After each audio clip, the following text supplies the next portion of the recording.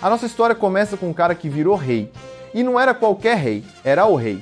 Tentaram derrubar ele de tudo quanto é jeito, mas o cara trucidava os inimigos como se fossem moscas. Enquanto isso, as cidades viravam poeira, bombardeadas por aviões de guerra. Mas esquece isso por um segundo, porque o foco volta pro rei. O homem está nos seus últimos momentos, e a única coisa que passa na cabeça dele é: eu fui um rei, e puf, morreu. Só que antes de tudo apagar de vez, ele escuta uma voz implorando: por favor, na sua próxima vida, busque a luz. E foi assim que, ao abrir os olhos de novo, ele percebeu que está no corpo de um bebê. Os pais estão lá, todos bobos, dizendo que o cabelo do moleque puxa para a mãe e os olhos são iguais aos do pai. Chamam ele de Arthur. Até aí, tudo normal. Mas tem um detalhe: essa criança não é comum. Assim que acorda, ele já começa a se perguntar onde está e quem são essas duas figuras na frente dele. O problema é que ele não reconhece ninguém, mas os dois juram de pé junto que são seus pais. Se isso for verdade, significa que o rei renasceu. O cara que já venceu batalhas sanguinárias agora não consegue nem segurar a cabeça sem ajuda. Isso mexe com ele, mas pelo menos os pais cuidam dele com muito carinho. O problema é que ele não curte muito essa parada de ser tratado como boneco de porcelana. Ele tenta agir normalmente, mas o corpo simplesmente não responde.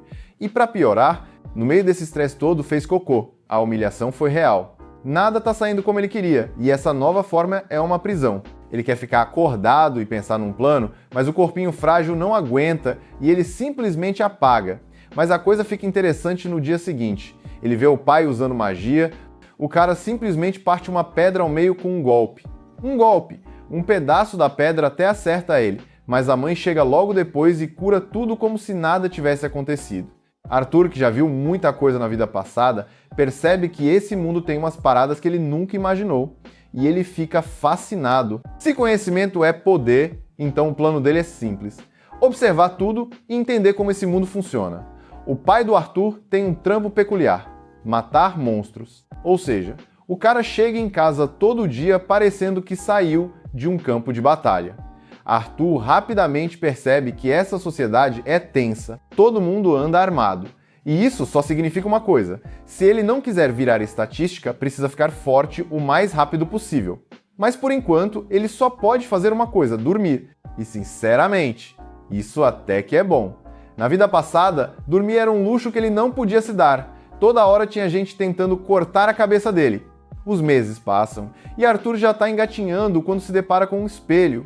Os pais acham a cena fofa, mas dentro da cabeça dele, o nome Arthur ainda não desce bem. Isso porque, na outra vida, ele era Grey. Mas ele não tem tempo para a crise de identidade, ele tem uma missão. Quando Alice coloca ele no berço para dormir, ele aproveita a chance, pega um lençol, amarra no berço e desce no maior estilo ninja. Dessa vez, ele está feliz. Finalmente tem controle sobre os próprios movimentos. Sem perder tempo, se arrasta até a biblioteca da casa. Se conhecimento é poder, então bora aprender tudo sobre esse mundo novo. E foi assim que ele descobriu onde caiu. O continente se chama Hatten e tem 3 reinos. O Reino D, um lugar subterrâneo dominado pelos anões. O Reino Elenor, onde os elfos vivem escondidos na floresta. E o Reino Sapim, onde ele está agora. Esse último é o mais populoso e cheio de humanos. Assim como no mundo antigo dele, o lugar é governado por uma monarquia. Mas, diferente de lá, aqui o trono é passado de pai para filho. Nada de matar e tomar na força. Outra coisa que ele descobre: esse mundo é tecnologicamente atrasado. Mas tem um motivo, e a resposta é simples: magia. Arthur continuou lendo até encontrar a resposta. Existia uma energia chamada mana, que funcionava como fonte de poder. Só que nem todo mundo podia usar. A habilidade de controlar a mana era hereditária e surgia em apenas um a cada 100 pessoas. Agora a coisa fazia sentido. Se só alguns poucos podiam usar magia, era óbvio que a tecnologia não tinha avançado muito. Para que inventar armas de fogo se você pode soltar uma bola de fogo na cara do inimigo? Arthur descobriu que a mana tinha 2 jeitos principais de uso: aumento e conjuração. Os aumentadores turbinavam o próprio corpo, ficando mais rápidos, fortes e resistentes, enquanto os conjuradores moldavam a mana para soltar feitiços cabulosos. Mas, lembrando da magia que viu a mãe usando, Arthur sacou que talvez as coisas fossem mais complicadas do que pareciam. De qualquer jeito, o segredo para controlar a mana estava no tal do núcleo de mana. A maioria das pessoas despertava isso entre a puberdade e a adolescência, juntando a energia espalhada pelo corpo até formar esse núcleo e virar mago de verdade.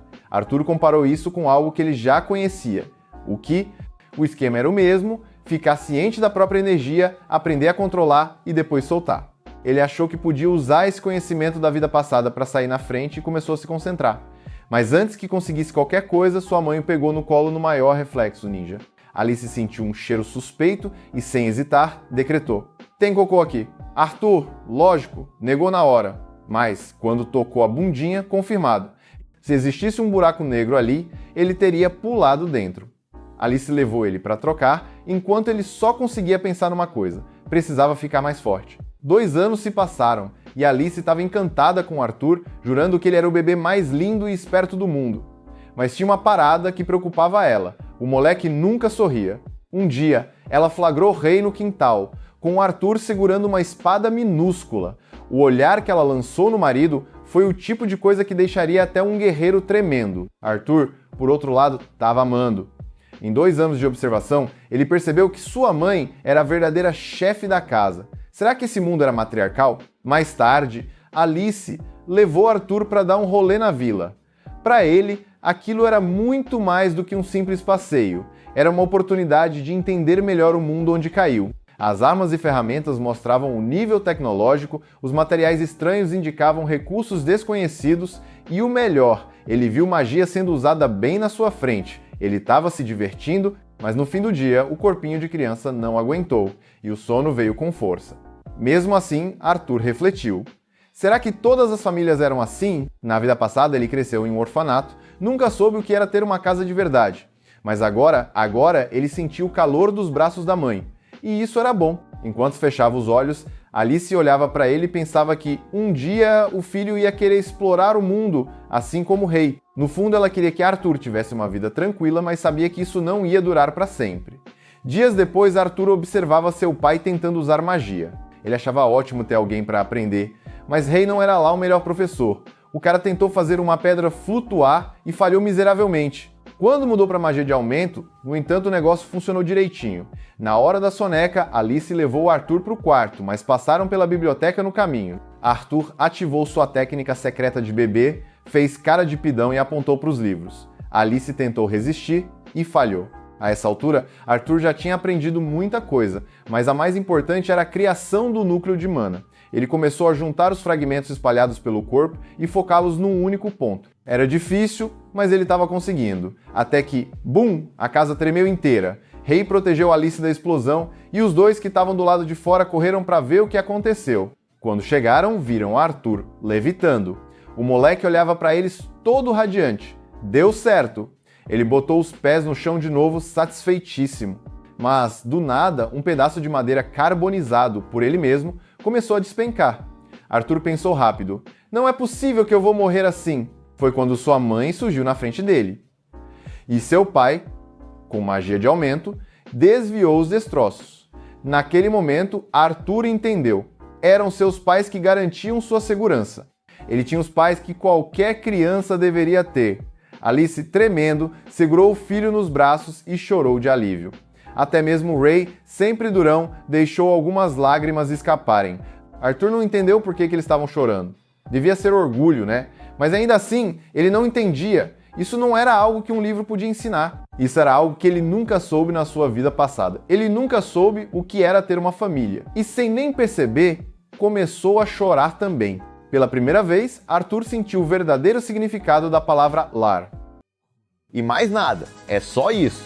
Comente o que achou e se quiser saber como essa história continua, não se esqueça de se inscrever no canal para ajudar a chegar aos 1000 inscritos.